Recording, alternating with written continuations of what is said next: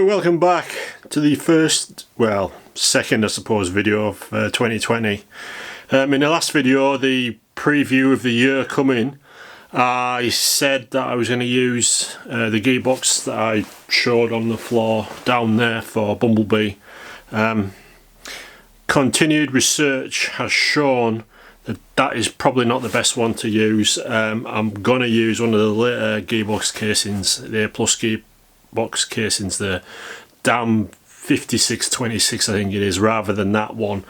That is a 1275 GT close ratio box, and it's supposed to be a little bit weaker than obviously the later A+ ones.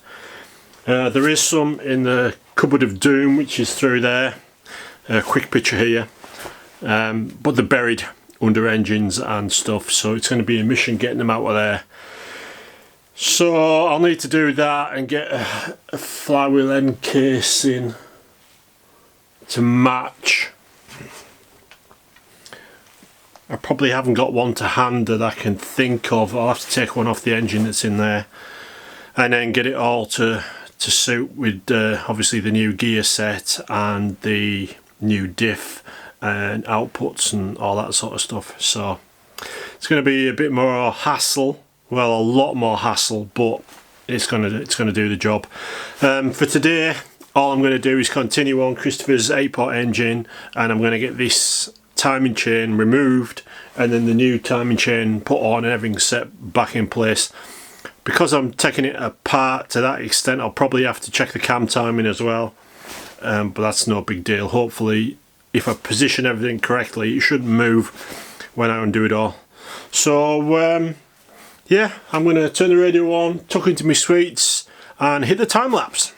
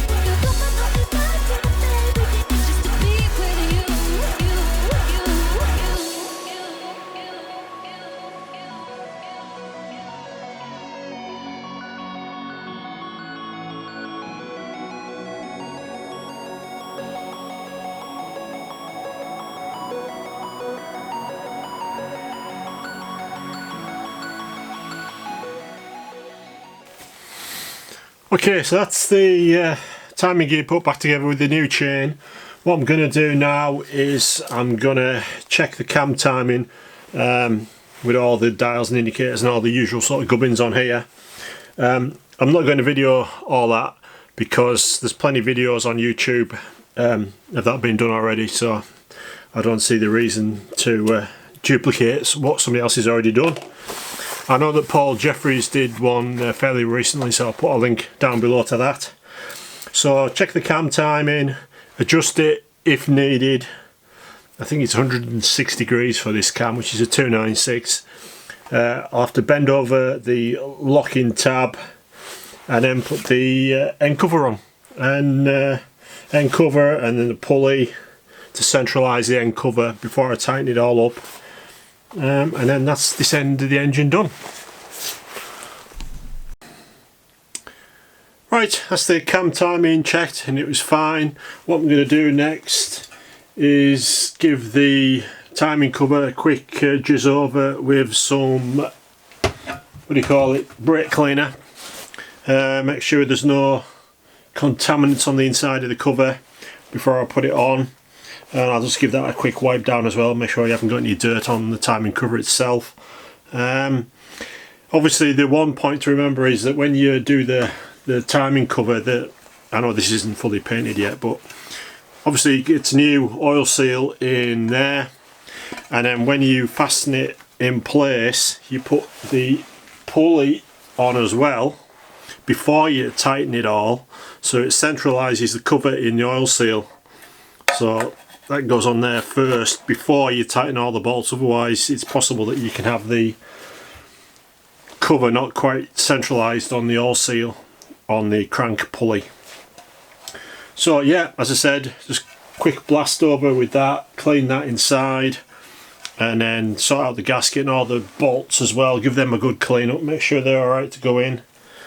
And then that'll be that end of the engine done, I think. All that's left is the front bolt hole in the water pump needs enlarging because it's got a non-standard alternator on it, and the hole that goes through it, the bar that the alternator swings on, is bigger than standard, so that'll need drilling out.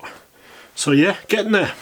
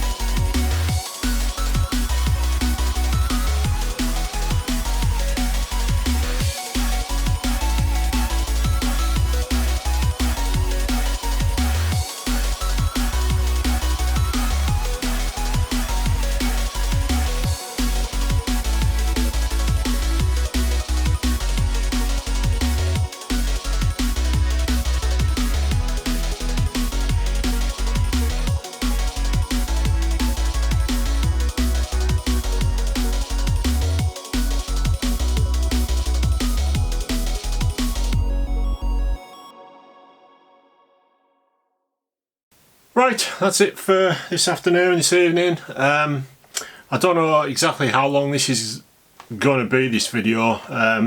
By the time I compress it, and then it might be quite a short one, but all that's left to do now is Bit of more painting on the end cover.